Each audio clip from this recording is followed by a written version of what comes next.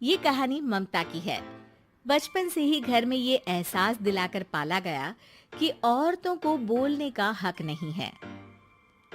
अरे ममता, जरा जल्दी जल्दी हाथ चलाओ। रोज ऑफिस में देर पहुंचता हूँ तुम्हारे कारण। लेकिन आपका सारा खाना पैक और तैयार भी है। अरे जबान जितनी चलाती हो उतना अगर हाथ चलाती ना तो शायद घर को अच्छे से मैनेज कर पाती। क्या मतलब है? क्या नहीं मिला आपको? मोजे मोजे कौन देगा? ममता भागकर पति को मोजे देती है। वो हर किसी का ख्याल रखती, लेकिन उसके घर में रोज का रोना लगा रहता। अरे माँ, आज स्कूल में टीचर ने मुझे फीस के लिए डांटा। माँ, मुझे अच्छा नहीं लगता कि स्कूल में फीस के पैसों के लिए मुझे कोई भी बात सुनाए। अरे पर बेटा, ये तो पापा करते हैं ना, सारा ऑनलाइन। मुझे तो इसकी जानकारी भी नहीं है। हाँ हाँ, बना लो बच्चों के सामने मुझे बुरा। अरे करता तो मैं ही हूँ, माना, लेकिन मुझे कोई सपना थोड़ी ना आएगा कि बच्चों की फीस जमा करनी है। अरे बताओगी तो तुम ही ना। ममता की अब ये आदत में शुमार हो चुका था। वो हमेशा हर बात के लिए खुद को ही दोषी मानती। एक दिन वो पड़ोस की दोस्त से कहती है, समझ नहीं आता यार, मैं इतनी डम कैसे हो सकती हूँ। बात तो सही भी है ना।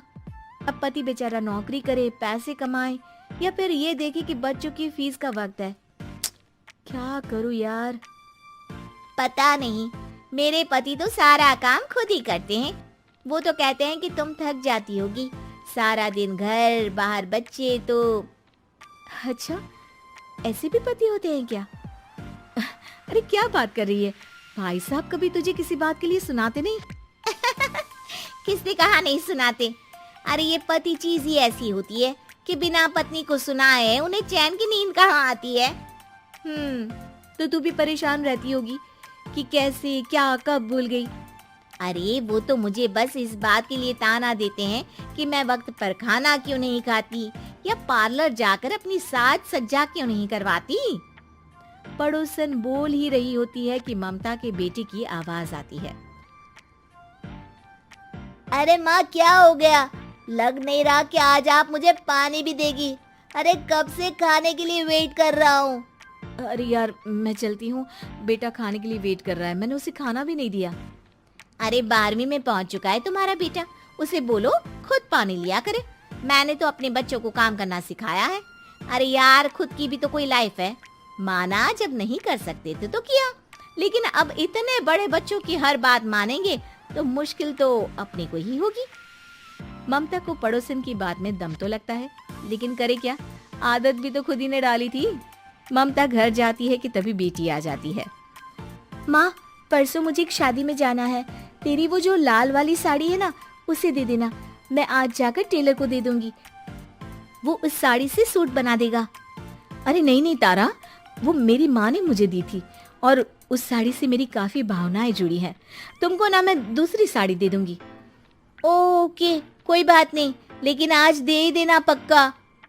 तारा माँ की साड़ी से सूट बनवाकर पार्टी में जाती है, लेकिन जब वो पार्टी से लौटती है, क्या है, मैं तो समझ ही नहीं पा रही हूँ।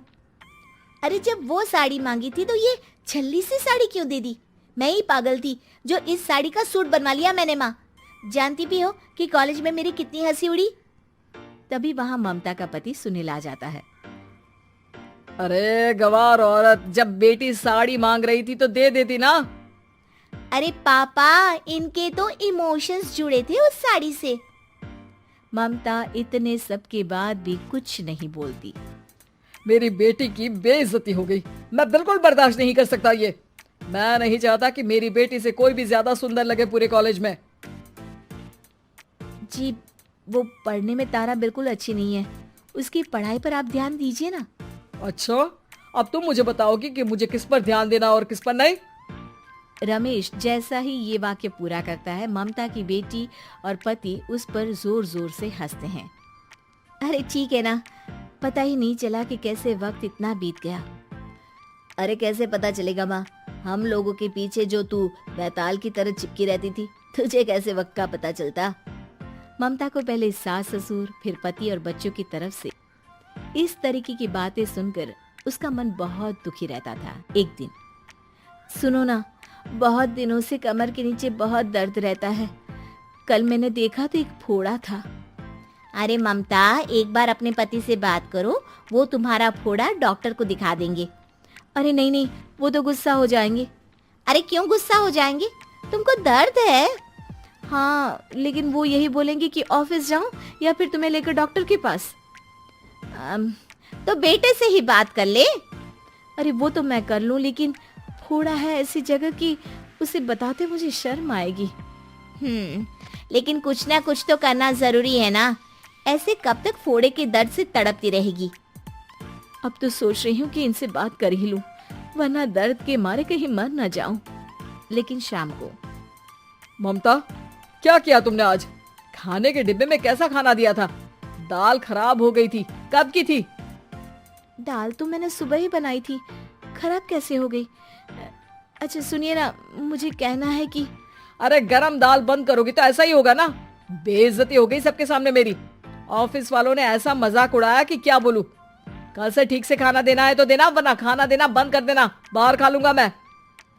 ममता, जो पति से अपनी परेशानी बताने वाली थी, वो अब ये सोचने लगती है कि कल से पति को खाने में क्या दे। अगले दिन ममता थकी थकी सी हालत में, आप लोगों के लिए नाश्ता बना दिया है, खाना बनाने की हिम्मत नहीं है आज तो। रात भर सोकर थक गई है ना, इसीलिए तो खाना नहीं बना सकती। हिम्मत नहीं हो रही है, मैं बस सोने जा रही हूँ। बस मैडम को सोने का बोल दो, फिर देखो कैसे सोती रहती है। माँ, फिर वही पराठा सब्जी। अरे हमारे साथ के दोस्त एक से बढ़कर एक नाश्ता खाना लेकर आते हैं, आप तो बस। सभी घर से निकल जाते हैं, लेकिन जब शाम को बेटा घर आता है तो घर में अंधेरा रहता है। बेटा लाइट जलाता है। क्या माँ, तुम्हारा भी जवाब नहीं है बिजली का बिल बचाने के लिए? वो बोल ही रहा होता है कि सामने माँ जमीन पर लेटी मिलती है। वो उसके पास जाता है। अरे माँ, क्या हो गया माँ? तभी वहाँ पड़ोसन आती है। अरे बेटा, तुम्हारी माँ के पैर के पास एक फोड़ा है, जिसके कारण ये लगातार कमजोर होती जा रही थी। मैंने उसे पहले ही कहा था कि घर में बता दो, लेकिन तुम्हारी माँ किसी को तंग करना नहीं चाहती थी। तभी वहाँ डॉक्टर आ जाता है। अरे इनके ऑर्गन में दिक्कत है, कोई बात है जो इनके मन में खटक रही है। अरे नहीं नहीं, इसके मन में कोई बात नहीं है, कोई काम है नहीं ना इसके पास, सारा दिन बस घर में ही रहती है। देखिए, मैं तो ये नहीं जानता, लेकिन हाँ, इनके मन में हमेशा कोई बात रह जाती होगी, इसीलिए उनकी ये हालत है। अगर आप समय से नहीं ले आते तो हो सकता था कि। अरे नहीं नहीं डॉक्टर साहब, हम पूरी कोशिश करेंगे कि वो ठीक हो जाए। हम लोगों ने अपनी ही परेशानी माँ के सामने रखी, लेकिन किसी ने माँ की दिक्कत को जानने की कोशिश तक नहीं की। हाँ, मैंने भी ममता को हमेशा घरेलू जरूरत से ज्यादा काम का नहीं सोचा था। ममता को होश आता है और वो खुद को अपने बेडरूम में देखती है। वो उठने की कोशिश करती है कि माँ, अब आप नहीं उठेंगी, हम लोग है ना, हम लोग आपको पूरी तरह से खुश रखने की कोशिश करेंगे।